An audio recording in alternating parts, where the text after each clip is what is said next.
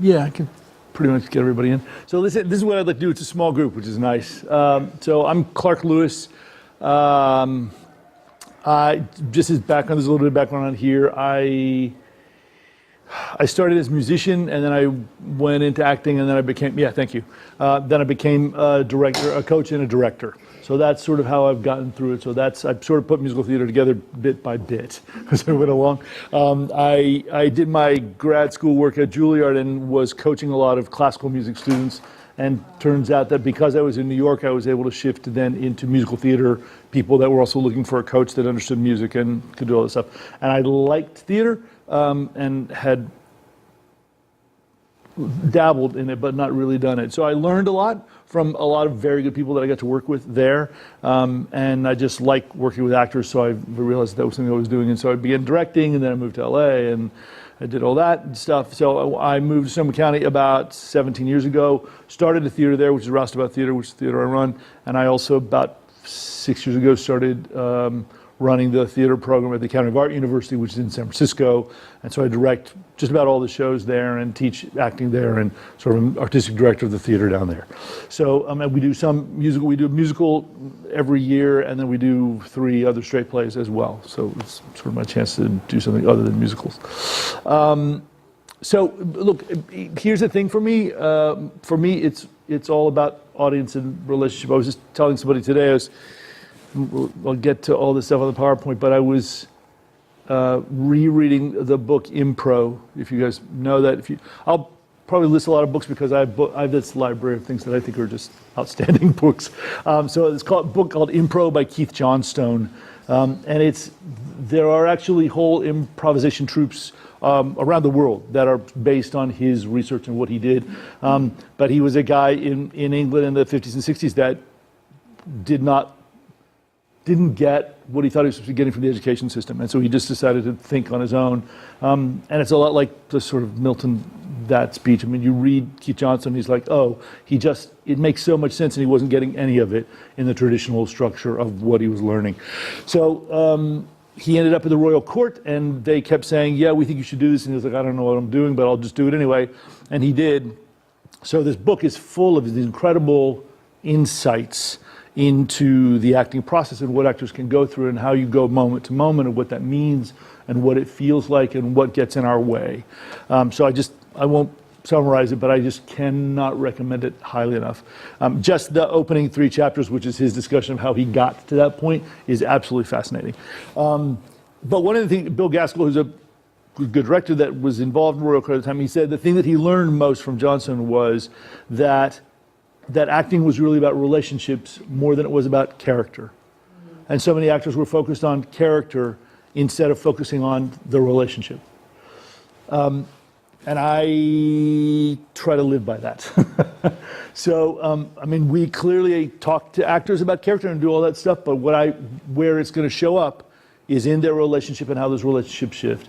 And one of the things Johnson really gets into is status, and how status games are constantly going on between people, and how we measure status, and there's sort of physical signals of status and upper and lower status.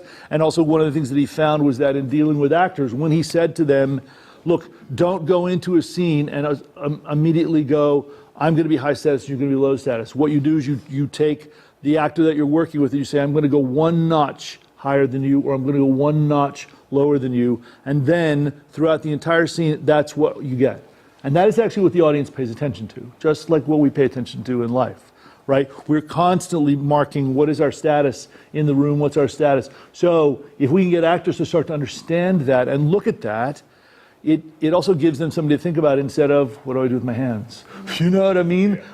Which seemed very simple, but we know a lot of actors that they get to something and they think, I can sing the song beautifully and I don't know what to do with my hands. I'm like, let's think about the right things then, right? That's where we want to go. So anyway, in a sort of nutshell, that's kind of what I'm interested in. So given that, what I'd like to do is find out why, first of all, who you are and why you're here and what you'd like to get out of this. I've got a PowerPoint that I did, so I don't know that I'll address everything that everybody wants. But even if, look, there's a lot of knowledge here, right? So even if we don't address it in here, if you hear somebody, you know what I mean, and you're like, oh, I bet they have an answer for that, let's use that. The room is a resource too. So if we just go around, I know it's putting everybody on the spot, but I get put on the spot, but now it's your turn. So just tell us who you are and where you're from, and sort of what you'd like to get. There are these disturbing emails saying that they're shutting down, like people are saying I'm on immediate furlough. Ooh. And we're raising $70,000 to go to Scotland, of which all our money is stuck in the bank, and the school banker is saying I can't access your account. I just told him I'm on furlough. So I'm trying to stay calm. But Yeah. So my name is Alwele, and I am from Oakland, California, Skyline High School.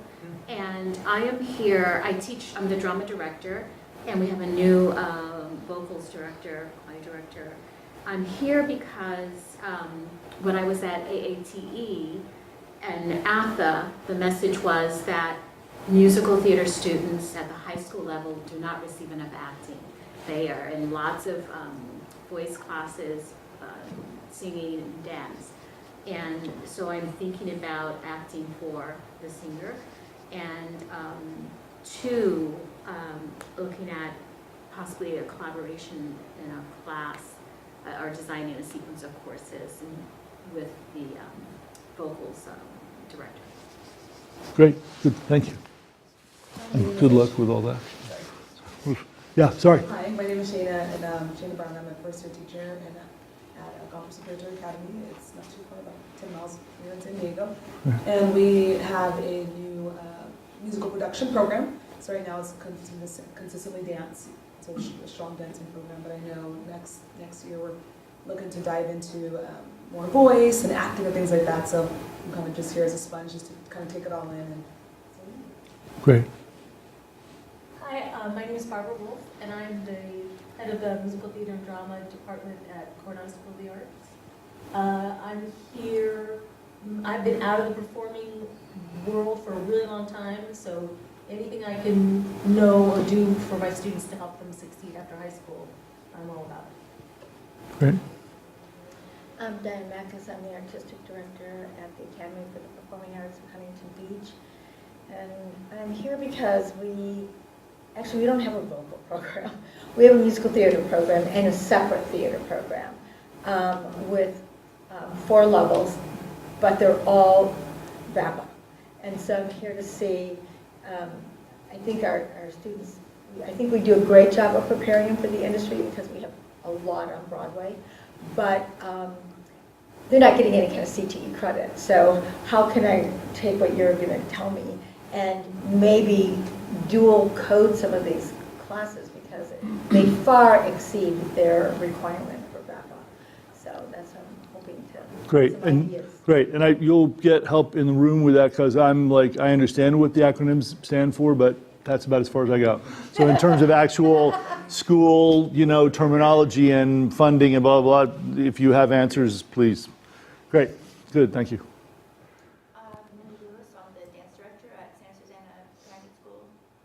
Where is that? Singing Valley. Okay. So honestly, there was nothing else for dance, and I was like, well, I don't teach musical theater, but we have a lot of kids that cross over. I certainly have a lot of dancers that are in musical theater also. So if there's something I can take back to them, Great. we have a lot of dancers that also are in Broadway. Great. I'm Bevan Abbey. I'm the Performing Arts Department Chair and Vocal Music Director at Santa Susana High School in Simi Valley. And I do the vocal music portion of musical theater along with all the choirs, and I would love to just find a way to make all the classes have more of an industry focus while still maintaining the performance focus so that we can crossbreed them CTE and performance. Okay. Great. My name is Shane Churchill. I'm the choral music teacher, the theater arts department teacher, the production stagecraft teacher, the theater manager, and after-school director. My master's was in musical theater, and since I have a lot of crossover within my programs, the drama kids within the choral within the drama, and more than a few of them have a solid amount of talent, and me giving them my insights, I'm like, well, I would love to go ahead and get a chance to actually hear from somebody who's been in the industry itself to make sure that I'm telling them the right things and be able to go and supplement what I have to give them, because I have a lot of kids that is what their we'll goal do. is. And so- Yeah, great, great. Oh, yeah. I'm Mark Flanagan. I'm a VAPA teacher in Pinole Valley High. It's in West Contra Costa Unified up in the Bay Area. I do crossover. My students do go into the theater for musicals and things like that. But I'd like to see what you have in your experience about how to tie that to industry and what to set the kids up for studying, not just the musical, but the career possibility of career in the industry. Great, great. Hi, Bob Pellinger. I teach high school electives and a digital piano class. And we're developing our CTE arts program. Trying to get my students prepared to actually be on stage and replace just production music. Yeah, great. Okay, good. So I will do my best to try to answer some of the questions that I think have come up that might not be in this, which is fine. If there's anything that comes up at any moment, please feel free to ask. Do you know what I mean? And I really want it to be sort of open forum conversation.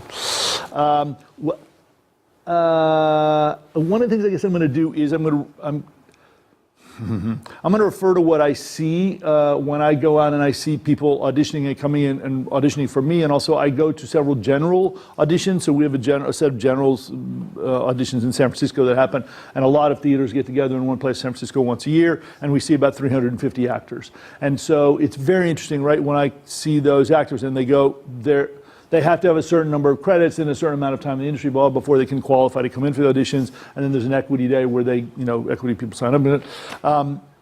And because I run an equity theater as well as we run a student theater, I get to sort of see that meshing. And then I work with a lot of people that work professionally.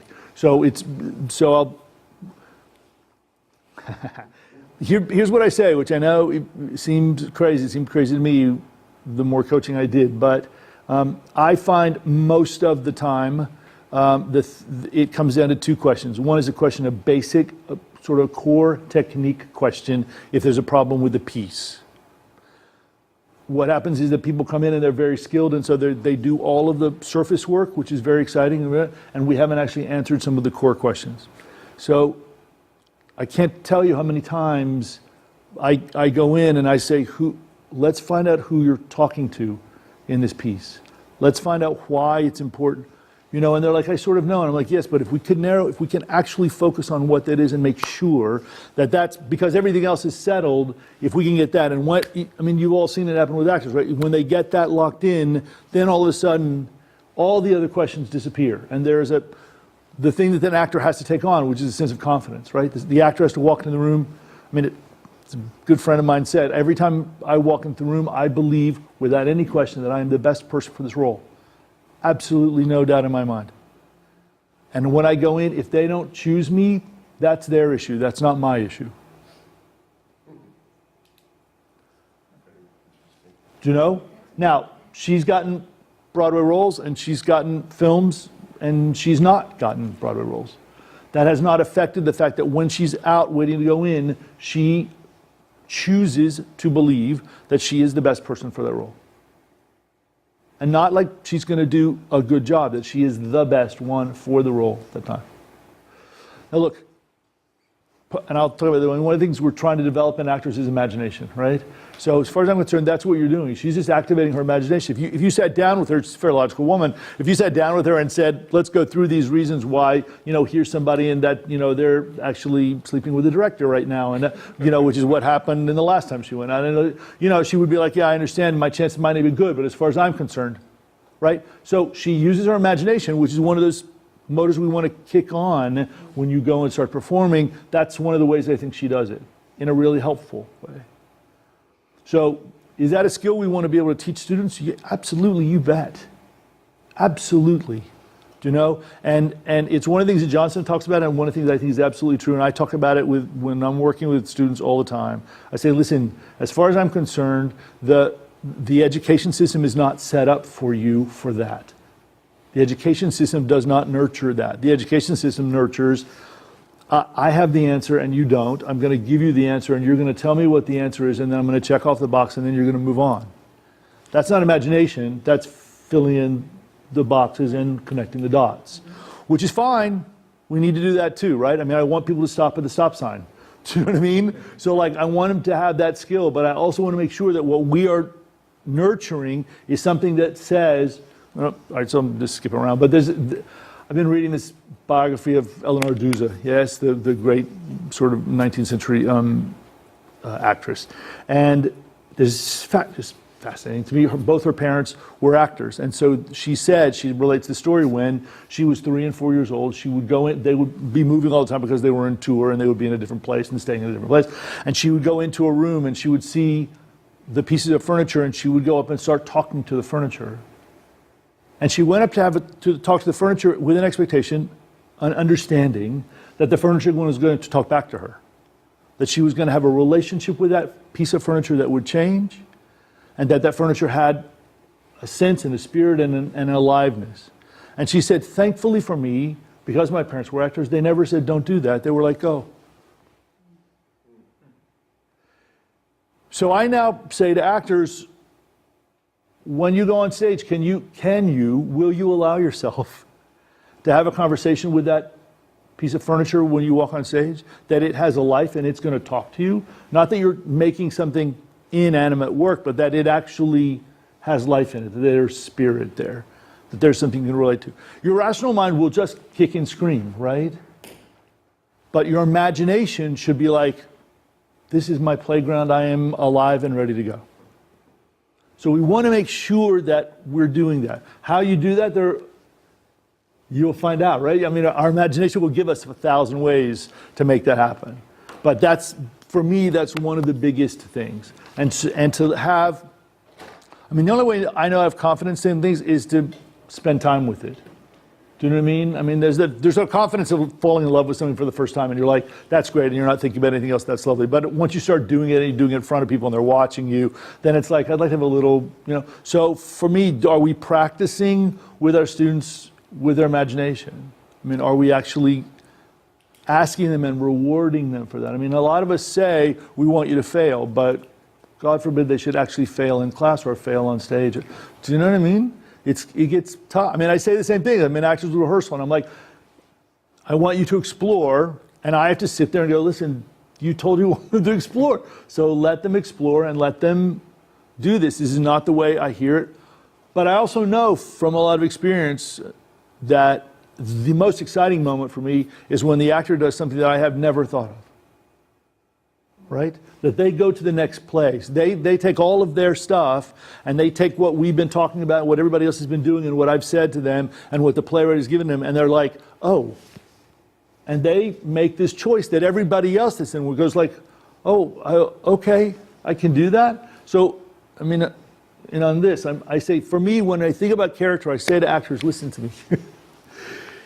If it is more interesting for me to talk to you in class before class starts, then when you get up on stage, we've got it wrong. That can't be. The character isn't less interesting than what we present in public. We have so many things that we do in public, right? That we put on masks so that we can get through the world and people don't look at us and we can, we don't take off our clothes and run around. Good. But do you know what I mean? But also the thing that does that to us is the thing that's stopping us from expressing a lot of stuff that's going on. So that's us, but why do I want less than that on stage? I'm paying $150 a seat to see that, thank you so much. I'm not. So what I say to them is, listen, you take you and you add all the given circumstances of that character. But you make sure you add it to what you already have. Don't subtract from who you are. That's how you're going to find also about your life. I mean, to me, this is what you'll find. When I talk to singers, I talk to them like actors. If there's one secret that I have, which is no great secret, that's what it is. I mean, do I want singers to be able to sing well? Absolutely. Should they train to do that? Absolutely. They can do it any way they want to. Most singers that I know are not patient enough to go through classical vocal education where, I spend 4 weeks on this note, on that vowel sound, and once we've done that, I'll let you go to the next half tone, and we'll spend another 4 weeks on that sound until you've got it absolutely placed, and every vowel sound is placed. You know what I mean? They're like, What do you mean I can't sing for 3 years? Like, they're like, I'm going to sing all the way home and show you, you know? So I'm like, that's fine. They won't do that. But we get all that stuff into a voice lesson. But I mean, for me, I'm a vocal coach. Like, I can teach and I understand the principles of it, and I can sing and I can do all that stuff. But for me, it's about how do we integrate all those things into the performance that you're about to give. So when I talk to them, I'm like, yes, I want production, and we want to make sure the production is working in it. I don't want you straining. I mean, all the things that I would talk to a singer about. I mean, again, all of this stuff I got through experience and from being very lucky in New York very early on in my career to work with some terrific performers. And I would say to them, can you do this? And they'd be like, oh yeah, I could do that. I'm like, all right. And so I was completely spoiled. So when I went and started working with people that were not doing that, I was like, can't you just, and they're like, I don't even know what you're talking about. I'm like, all right, so we'll start again. I talk to them like actors. So those are the questions I ask, because what happens for me is that when I talk to a singer and I say, listen, and you've seen this, right? Like, you say, all right, personalize that person that you're talking to. I know you're in your imagination. I understand that you're doing a monologue in this song, and I understand that there's nobody else there. I get it. And do I understand that auditioning in that situation is the hardest thing, harder than anything else you will probably do on stage or in film? Not in film, maybe. On stage, yes, I understand that. Because on stage, most of the time, somebody else is there to help you. At least the audience is there and they want you to be good because they paid, or they're your mother, or whatever. You know what I mean? But that's fine. In the audition, like, we're just sitting there going, yes. Sorry. What I also tell them is, like, listen, I'm here and I'm trying to be as neutral as possible so that I don't give anything away, but I want you to be the one. I want you to be so great. Even if I've seen you before and I didn't like your work, I want you to go like, listen, that was an off day and here I am and you have no idea that I could do this. Watch this. That's it is really what I want. Nothing makes me happier than going, I have 5 great different choices for this role. Bliss. Actors hate it, of course, because 4 of them were great and they're not going to get the role, which we'll also talk about. All right. Go off. But so when I say that, and I say personalize that person you're talking to, right? Let's make sure that all those core technique questions that I would ask an actor are satisfied. All of a sudden, guess what? Not only do they become engaged and we become engaged, but the sound gets better. I absolutely believe it. Now, listen, there are people who have vocal issues that that's not going to solve it, but 60 or 70% of the time, it will solve part of the issue. And I'm not saying they're going to turn into, Pavarotti or whoever you want them to turn into, but the sound will mean something, right? And that's what I want to see.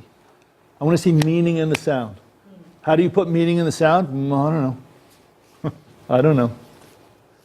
But I know it when I talk to an actor. I was working on a monologue one time with an actor from A Long Day's Journey, and I said, listen, this character, you're saying the character is talking about looking into their soul and there was nothing there. I want to see that. Like, I want you to create that image for me in front of me, right? Don't keep it inside you. I want you to, I know it seems personal, but put it out here. Show it to me. Well, and listen, I had if you're watching, but I had no idea.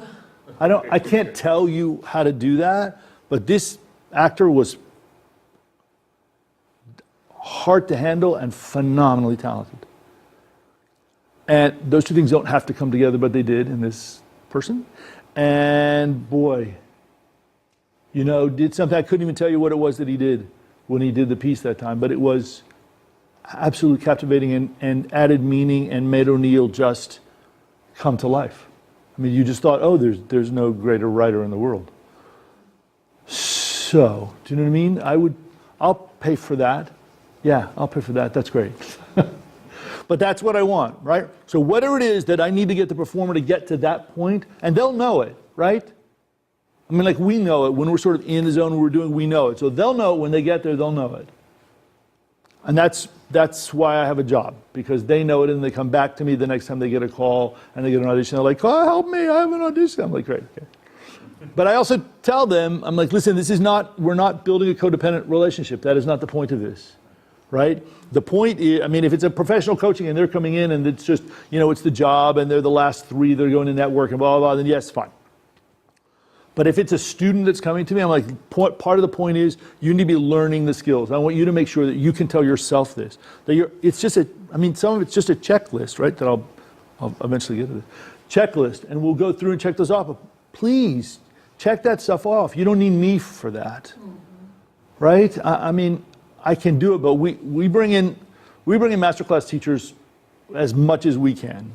And I would highly recommend it because the kids get a lot out of it. And I'll tell you, just on a practical level, Jason Robert Brown, who you probably all know, has come in 3 times and done 3 master classes and 3 concerts with our kids.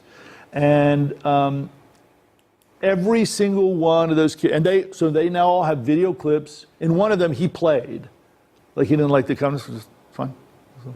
You are. So he's like, I have a problem, and I'm like, I'm not playing for you. I've seen people play for you, and I'm not playing for you. And so he was like, all right, I'll go. So he got him played for them. So these kids now have video clips of Jason accompanying them on his material with them singing. That's okay. Do you know?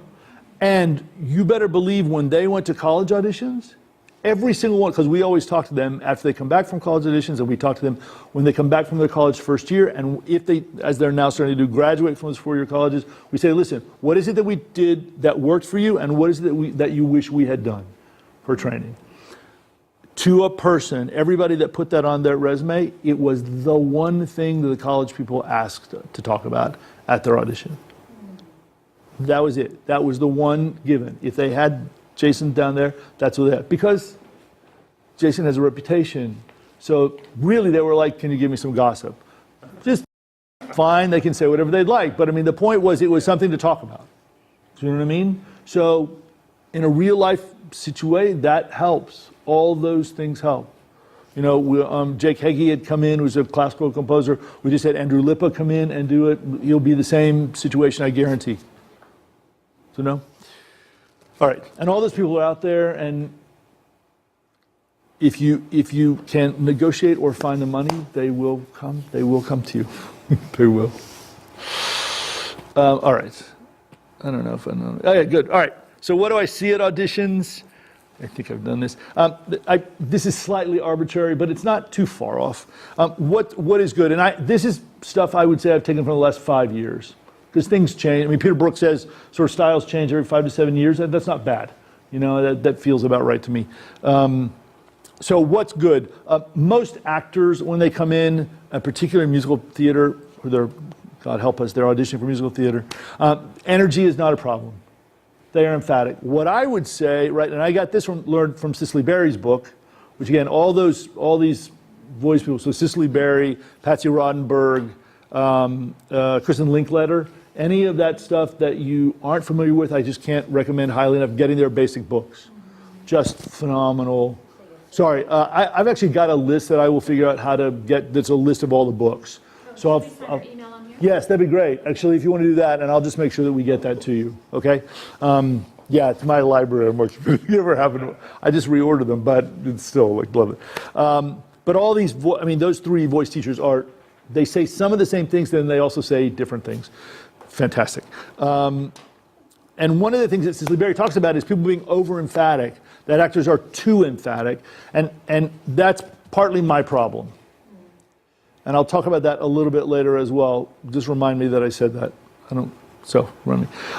They make physical choices? Yes, absolutely. There's so much more emphasis in the last 10 or 15 years on physical theater and doing physical, and people have, circus stuff now and physical theater class, all that. So I see actors come in and they make a lot of physical choices.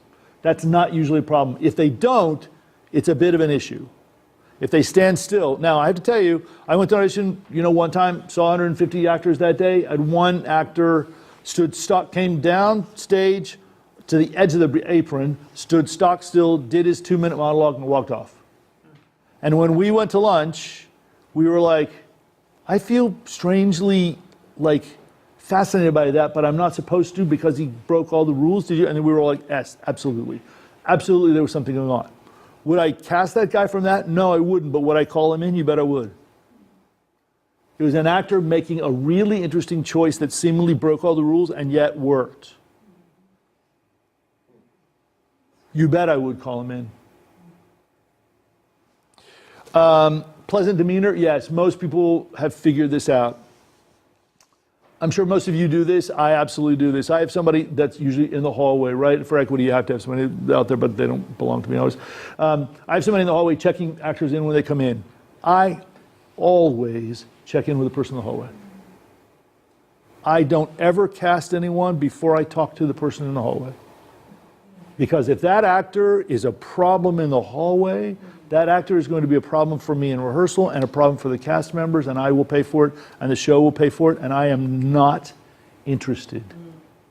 I don't work in a commercial theater where I need you to sell, 400 seats to that show every night on your own. So I don't care how big your Twitter account is, which I may need to if I'm on a Broadway show, and I don't care how many people will come and see you because you are who you are.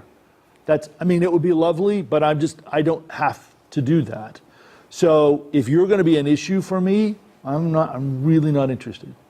And again, that's not always going to be true, but I have to tell you, I talk to these guys. So like when Jason comes through, I said to him one day when we were doing it, and we were chatting afterwards, and I said, listen, this is one of the things we do when we're in this training program. We spend a fair amount of time talking about behavior and attitude and all that sort of stuff, and he was like, as Jason said, absolutely, it's vitally important. It absolutely can make or break a career.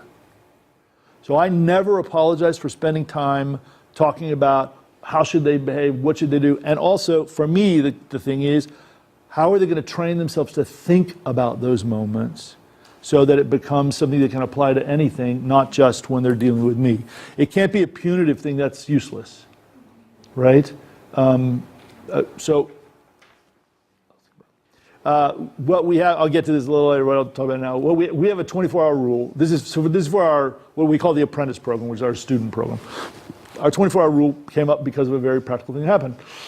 I think I told this story yesterday in my other session, but a girl came in, auditioned, lovely. I didn't cast her in the lead. Her father called up and said, "You're an idiot. You don't understand how hard she works." I'm like, I'm so sure you're right. And he's like, "Well, we're not interested." And I'm like, "Well, if you want me to take her off the cast, I can." "Yes, we're out." "Great, problem." Of course, the girl calls the next day. "Oh no, we just made a mistake." And I'm like, "Okay, that's fine. I'm perfectly happy to put you back in the show, but it took me 7 minutes to recast your part," which I did. So now there's someone in the part that you were originally cast in, which was a nice part. You may come in and be in the chorus if you'd like to. I'd love to have you in the show. You're clearly talented. Did you do it? Yes. So that also taught me a lesson, which was I had not given them enough instruction about how to behave. Because I thought they would understand it, that their parents would understand. I'm slow sometimes, but I will get it. So we now have a 24-hour rule, which is no one in the cast may call or email or contact in any way anyone on the staff. That includes my accompanist, my choreographer, my stage manager, my set builder, nobody. And that also includes, please do not send me an email saying, "Thank you so much, I'm so excited, I'm going to be so good, I'm going to work." I'm like, you know what? I don't care. What I care about is what you do when you come in the rehearsal room. I don't care what you think you're going to do. So it's all good, that's great. And I say to them, listen, you absolutely go have your response. Are you upset you didn't get the part you wanted? Of course you're upset. Do you feel it more intensely than everybody else? Of course, you're an actor. Of course you feel it more intensely.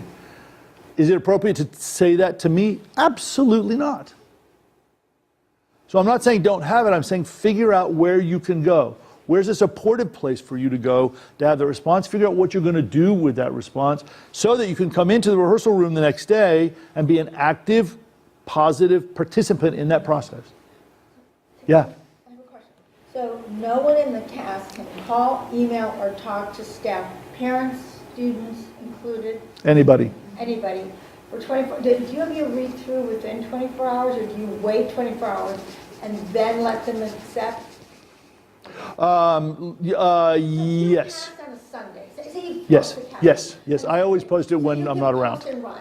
Yes, And then they get a chance to read. yes, And so you wouldn't start till Tuesday. correct. Actually, we would start on Wednesday. Okay, and I give them almost 3 days to process. and they process and then they can decide. That's brilliant, because we have that back and forth all the time, but that is one huge solution right there. Yeah. Yeah, I did That was the worth same two- thing for my list. I That was said, worth 2 days of don't talk to me conference. till Monday. right. Post it Friday, don't talk to me Yeah, till Monday. yeah, exactly. And it just solves a lot of problems. And also for me, listen, this was something for me that as an actor and a performer, it was the same thing, right? I would get a call. I mean, this is back when we had, didn't have phones. I would call in on the street in New York, and I would call my service, and they'd be like, oh, there was a call from your, agent an hour ago, and the agent said, call me right back because there's a job, and by the time I called back, it wasn't. So what do I do with that? I can't, if I walk around in a huff and I get the next audition call, then I'm going to blow that audition too. No.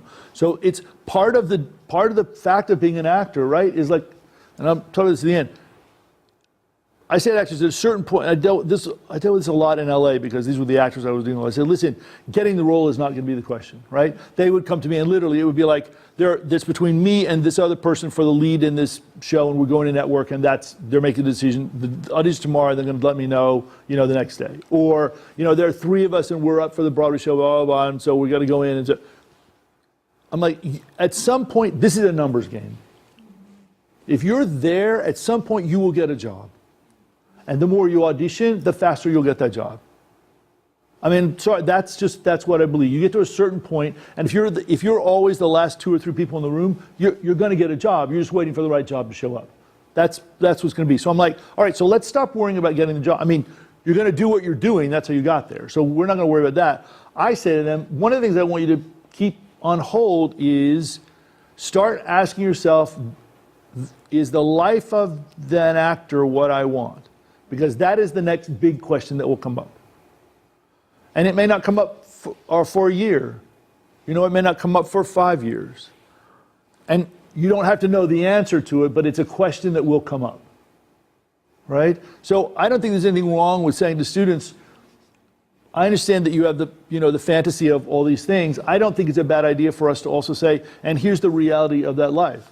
Right? I mean, when I was in New York, a lot of people that I knew, I moved to New York to go to school, but I stayed there because I really loved it. I loved being in New York. And when I started running into my friends, and they were like, oh yeah, I got a job. I'm like, that's great. And then I realized they were literally never living there. Right? I mean, they had an apartment. They were lucky they were subletting, or they had 3 other people they were living with. Share. But I mean, I had a friend who, again, she lived in New York 13 years, and out of those 13 years, I think she said she was there 6 months. I'm like, where are you living? In New York. Well, she lived because that's where, she would come into town, she would do the next audition, and she would get the job and go. But for her, that life was worth it. That's what she wanted. I mean, she loved to travel, and she loved getting jobs, and that was great. For me, I was like, no, I don't. And that's early on when I started going, oh, I see. This is not actually, the life is not for me. I love the work, but that life is not something I want to do. And that is, they're going to, if they can book work, they're going to start having to answer that question. So why not at least why not at least be the person that said, this is one of the things.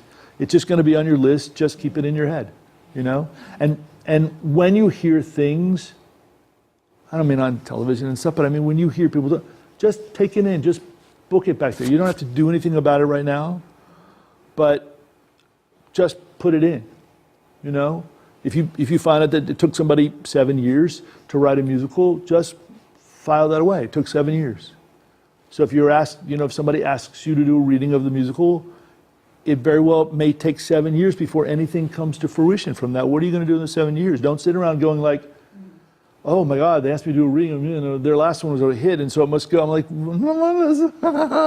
got 6.5 years, my friend. What else are you going to do, And again, we all get excited, which is great, but, are we there balancing with a little bit of reality too? Yeah.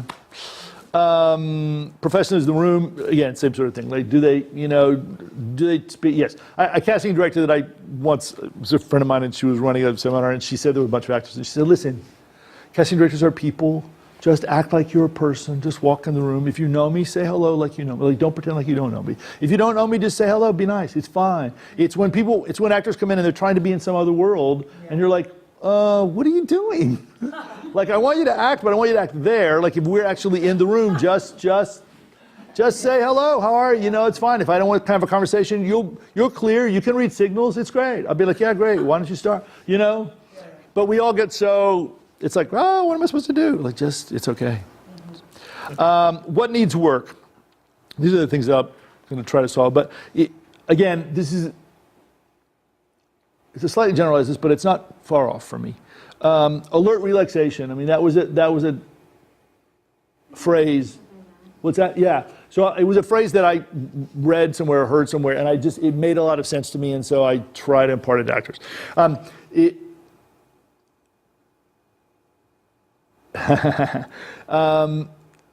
I had a whole period when I was working with actors where I thought, I don't think relaxation is the right thing, right? Stanislavski's first lesson is relaxation. So you think about relaxation, he has the whole thing, right? They go and they try to lift the piano, and can they actually think of what they're doing and play the action? No, because they're physically tense. I'm like, that sounds great in a book, but I'm not sure I believe that, because a lot of the actors that I see, I feel like when they come in, they're really, they're working and it's tough. And so I spent a fair amount of time under that belief. And then I thought, okay, I'm going to really look at the best work that I can see. And the best work, for me, the best work that I saw, which again was, what's the top 1%? Not 90 to 98, but what's 99 to 100?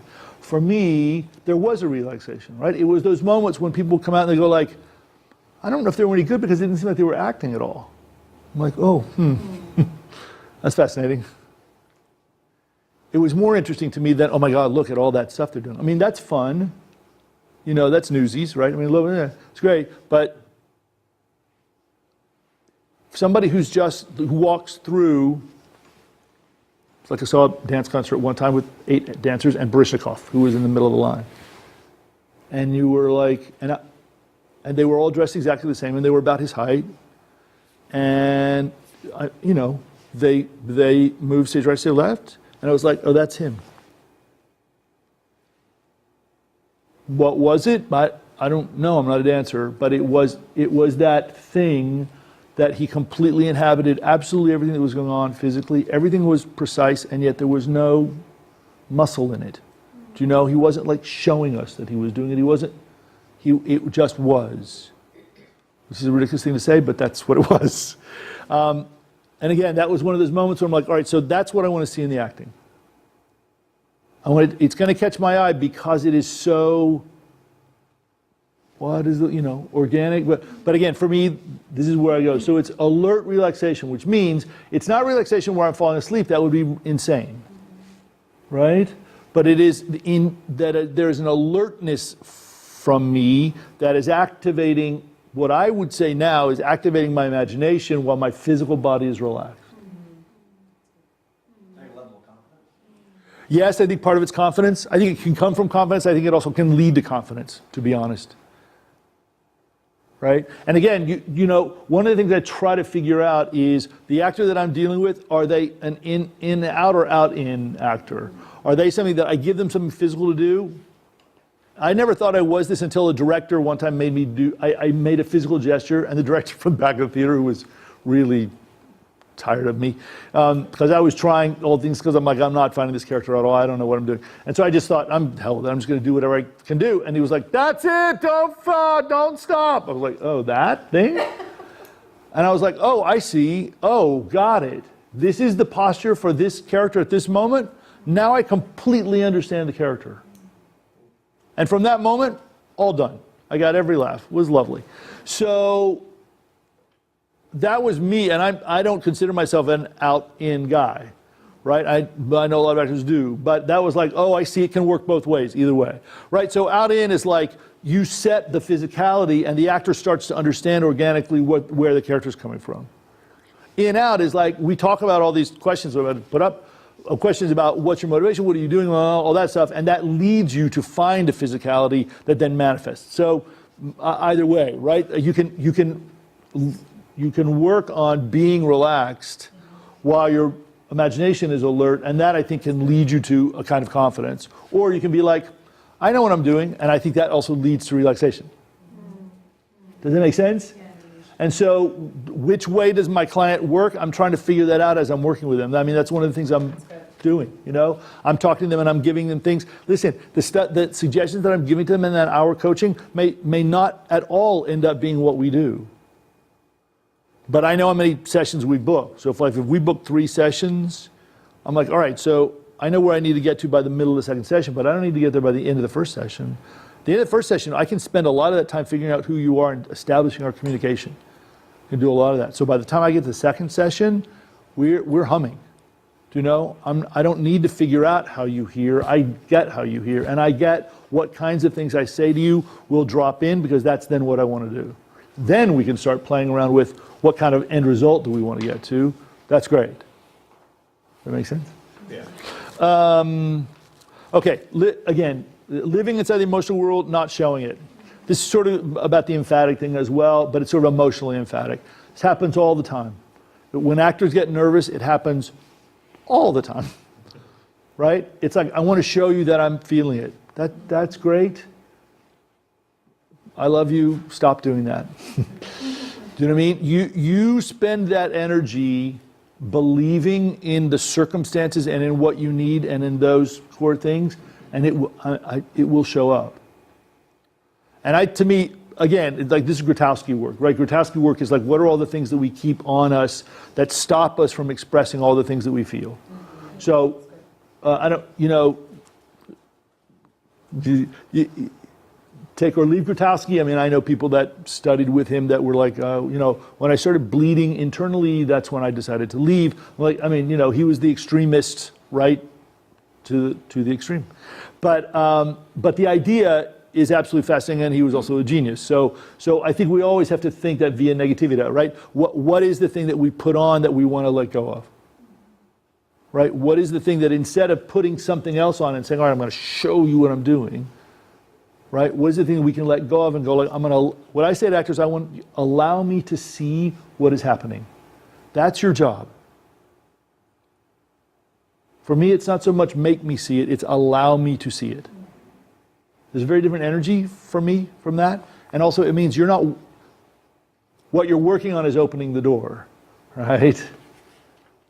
And that's what, I mean, for me, that's what happened for me as a performer. I'm like, I got to the point where I thought, I can stand off stage, and I'm like, this is my deal with the audience. My deal with the audience is, you've come here to watch me show you absolutely every response, every emotion, everything that's going on. That's our deal. So when I'm on stage, that's my contract with you. I'm going to let you see absolutely. I will never in my life let you do that. I mean, you know, there are 2 or 3 people in my life, but that's it. But if you come watch me, you won't watch me on stage anymore, but if you come watch me on stage, that was my deal. I'm like, I will let you see absolutely everything that goes on. And the minute I walk off stage, I'm done. For me, it was a lifesaver. You know, it made it possible for me to go on stage and be a good performer, and it made it possible for me to come off. Here's the place I learned that was from a director who, and rightly, I mean, he wasn't wrong, but it was still a good moment for me. We were working on a piece which I won't name, but I don't think it's a very good piece. It was a musical theater piece, and you know, we were going through this scene, and it just was. There were 3 of us, and it just was not working, and he said, listen, this is not working. We were all clear it was not working. And he said, so, you know, state the obvious, not working. Let's fix it. Let's make something happen. You know, so, all right. So we all sort of recommitted to try to do some stuff. And we just couldn't. I mean, just for whatever, you know, the 3 of us, just that day, it just wasn't going to work. And so when it broke down, the next time we ran it, he became really angry. Okay. I mean, I get it. He was frustrated. He was trying to, you know, we were on a deadline trying to make it work. Not the greatest response in the world to get angry with the actors, but I get it. It's human. But the problem was, to make that moment work, I had then gone to a much more vulnerable place for me as an actor. I thought, all right, so this isn't working. I'll go to something else that's much riskier for me that I wouldn't normally go to, but it's going to sort of open things up, and I'll do that. So I'm doing that stuff. It's still not working, but that's where I am. And then he starts going off on us. And I'm like, okay, but I don't have my barriers up. Do you know what I mean? I don't have all my like protective things up so that when you're yelling at me, I'm like, yeah, you're having a bad day, and I get it. I don't have that. I was like, oh, I'm like, no, not for me. I'm not going to survive as an actor if I have to take this stuff. I don't do that. I map my life out so that's not what I do. That's not the kind of life I have. So that's when I realized, oh, I have to be able to open and close, for me. And I tell actors this all the time. I'm like, you must know how to protect yourself. You're working in an environment where you're supposed to be open, yes, but when? I don't expect you to be open and vulnerable all the time. I think that would be insane. But you need to do it for your work. So you have to be able to figure out how you're going to do that and make sure that you'll protect yourself when you're not in that place. I think it's vitally important. Uniqueness. Uniqueness is a wonderful thing. It's like, really? What does that mean? I don't know. I mean, for me, it starts with that thing of like, bring all of yourself and then add the circumstances of the character. That's for me, that's the simplest place that I go for it. When I was prepping for this, I wrote to a couple of friends of mine, and I have a friend who's a casting director at a big theater, and this was, I don't know if it was top on our list, but it was on her top 3. She said, I see so many actors that come in and they try to give the musical theater performance. And they may try to do it in whatever way, but they're all aiming toward the same thing, which has almost nothing to do with them. These are all equity actors. This is not non-equity. This is all. So, how do you get away from doing that? Believe that you. I mean, Jason Wood said something, in one of our master classes with the kids that I thought was astonishing. And I don't know. I don't think at 17 I could have heard it. And even now I hear it and I think, really? Are you sure? But I do think it's true. But this is also why, these are, we know this, right? These are life skills that we're teaching. It is not just about acting. And his comment was, you are enough. Yes. Now, look, for me, just to say that out loud is like the room shifts. Do you know? I mean, I can say it. I can tell the kids this is true. I can sit there and watch it. But, to say it and believe it, even just walking around during the day, that's a feat, So, on some level, even if that were the only thing we taught kids and they didn't have to be perfect at it, they did get better at it, that alone would be a total win. Yeah. When you say that that has nothing to do with them, are you saying that they are mimicking a performance that they've seen? Usually, yes. Versus, yes, exactly. Yes. And even when they make choices, the choices are like the choice gets sort of skewed toward a performance that they've seen before or something they've seen or an audition they heard through the door, 2 minutes before, and you're like, oh my God, I don't do that, I should do that. I'm like, I don't know, maybe. Sometimes. That's the thing, there's no one rule. It's like sometimes somebody does something in an audition, I'm like, I'm going to steal that, that's going to be great. Tricks work. People make careers off of tricks. So I'm never going to say no. I'm just going to say, again, what kind of life as an actor do you want to have? Will you have an ideal life? I don't know. Probably not. Most of us don't. But there's probably nothing wrong with shooting for it.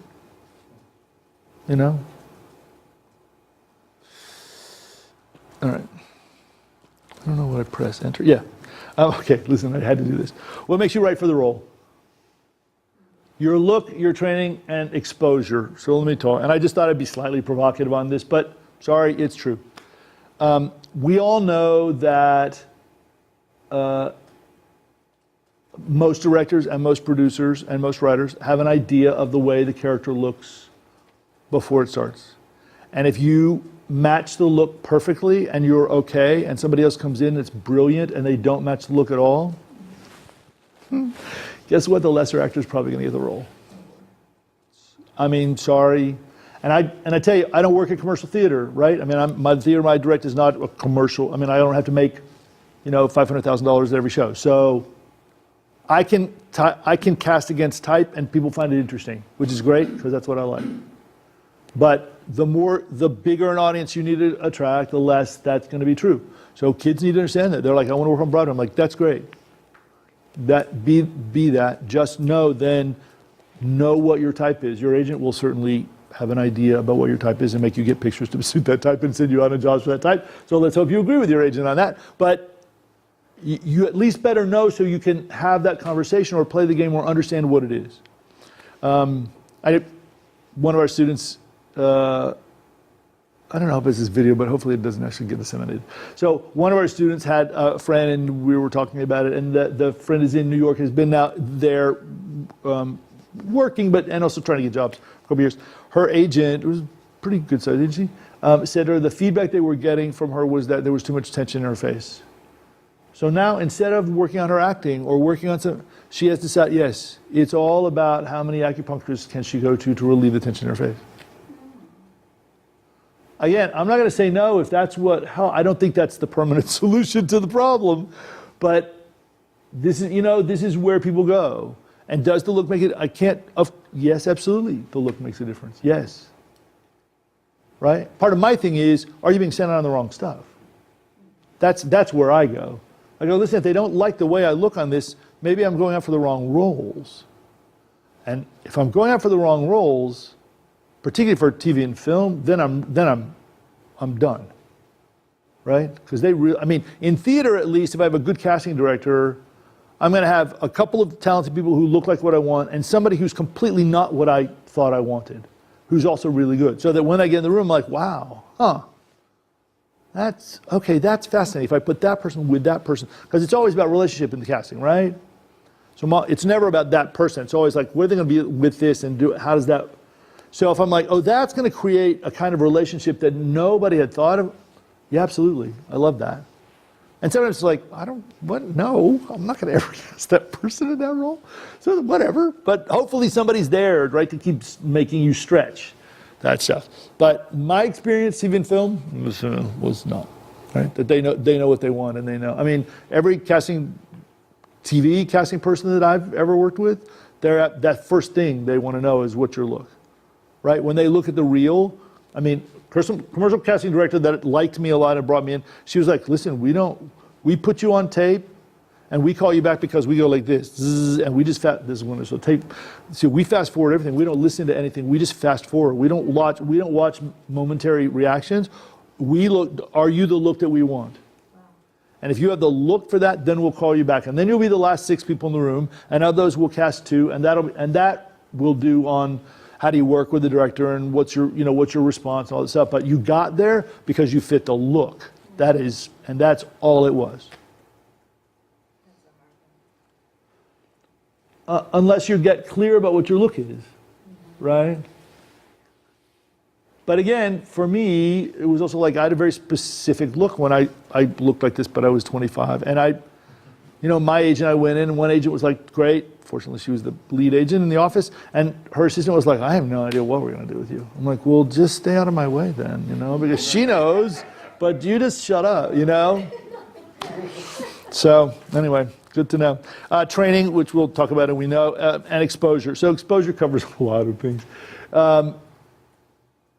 If somebody's sleeping with the director, they're probably going to get the role.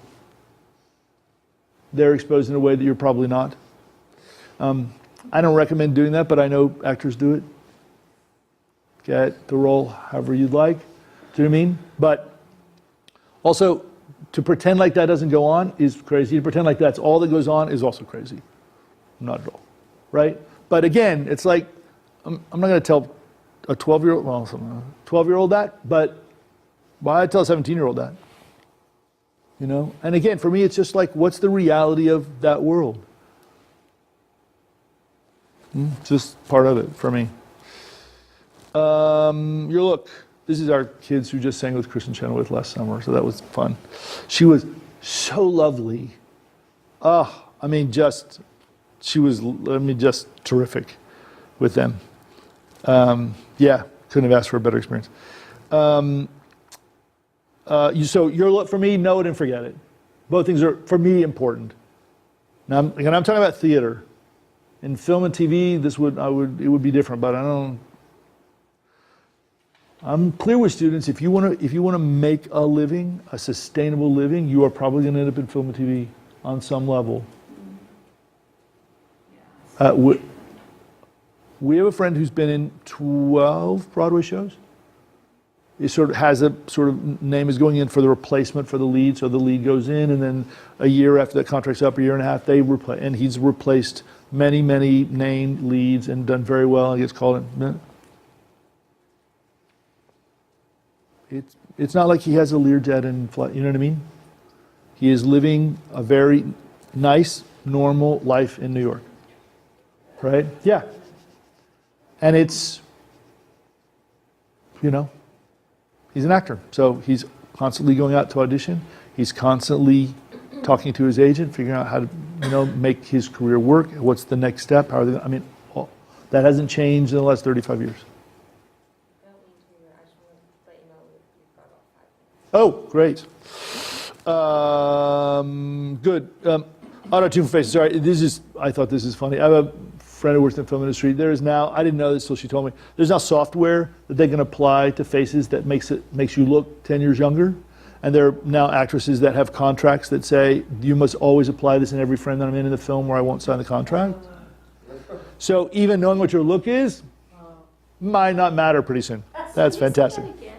Yeah.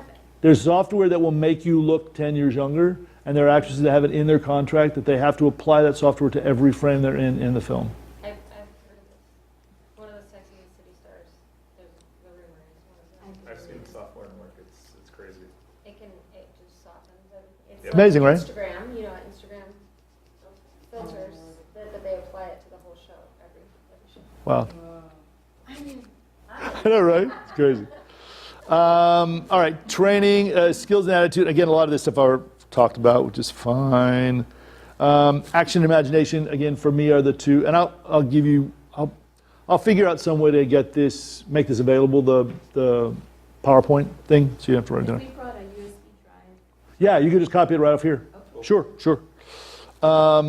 Action and imagination. So unique, which is that word that I always find really fascinating. Don't really know what it means. Again, for me, actors, I always approach every song, every singer with the question that I ask actors. Again, fundamental questions, absolutely. Does it mean that they're answered? No, it doesn't. Objective, the kicker that most actors will forget, particularly student actors, is they'll say, yes, I know what I want.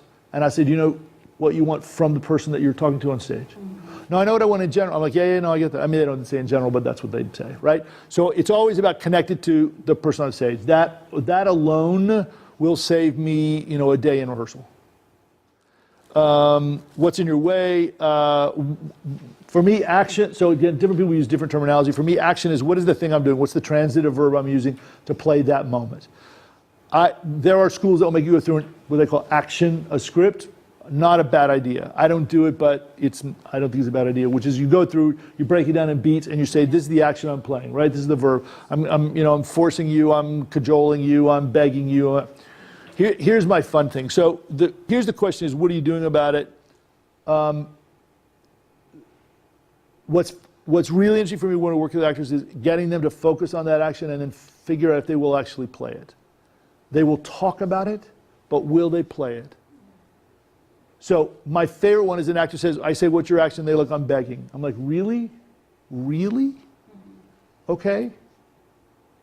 I mean, first of all, most of us, I think, shy away from getting anywhere close to begging anybody for anything. Yeah. I might ask you. I might plead with you. I might beg you. Really? How many times in our life, right? So I say, all right, so then let's play with that. Let's find out what happens. And as we do that, all the ideas about what it's supposed to look like start to fall away. right? Because all of their energy and their imagination is taken up with, oh my God, well, no, I'm actually like what has to be at stake for me to beg you to do something? So I find this a great tool, right? When I go in and something's not working, I'm like, what is the action you're playing that moment? 9 times out of 10, they won't know. Or they're like, I can't say it out loud, but I know what it feels like. I'm like, that's great. And if it were working, that would be a fine response. But if the moment's not working, which is why I'm asking about it, then we need to dig in a little bit, and now we need to codify it and find out what that word is.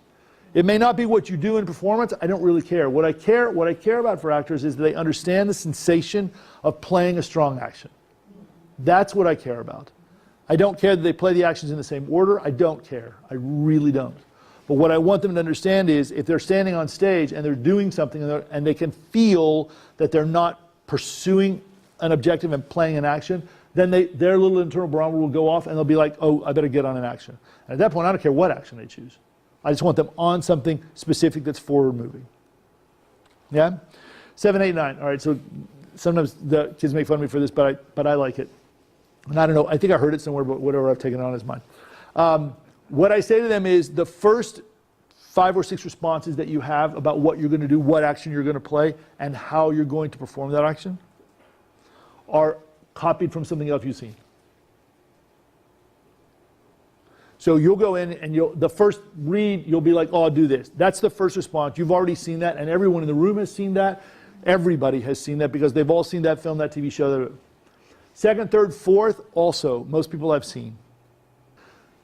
The 5th and 6th one are the ones where you think you're being really interesting and really, right, and one of them's usually probably completely off the track because it has nothing to actually do with it. You're just being sort of, perverse, but that's fine. But it is your imagination starting to kick up kind of the riffraff stuff, right? This is a Bill Ball idea. Bill Ball ran ACT, right? Where his thing was your imagination is never wrong. Again, it took me a long time. I'm not sure I completely, but it's a very interesting idea. Come around to. What it means, though, is we have to get through all of the sort of incrustation before that. So it's after the actor says to me, listen, there is no other way to do this. I have thought of absolutely everything I can do. There is no other way to play this action. I'll be like, all right, you just have to think of one more. That's 7. They have to get to the point where they're like, it doesn't, can I not think of it? It just doesn't exist. There's nothing real. They will always find one more. I mean, it may take us 5 minutes because actors can kick and scream like nobody. But when they get to that place, then all of a sudden 7, 8, and 9 show up. And 7, 8, and 9 are the ones that they have not seen in the audition room before. I promise you it works. But you have to get them to that. You have to get to that place of like, there is nothing, they have to be completely convinced there is no other choice. Nothing else. And then that's where uniqueness starts to show up. And that's them. Right? And when they play the choice that way, they're playing it. And they're really clear they're playing it. Yeah? Cool. Listen, belting stuff for women. Here's just my thing. And I hear this from casting directors. And Jason loves to make fun of it. I'm like, it's your fault, man, that they're doing this. Women come in and they belt everything as high as they can for as long, that's why he wrote a song about it, as long as they can, and that's what they do. And they think that 2 minutes of that is what somebody wants. Well, guess what? It's not. I don't care if they're auditioning for Wicked. That is not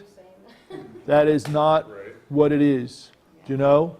So one of the most brilliant things I saw was a woman who went into audition for something, and what she did was, and I think it was a Jason piece if I remember, it was a mid-register thing, right? And the chorus was going to go up, it'll be, so the first one was going to be a head voice, and the second, she got to do all, the second one was going to be in chest. But at the beginning, part of the phrase was head voice, and part of the phrase, when she became more, when it made sense, turned into chest voice.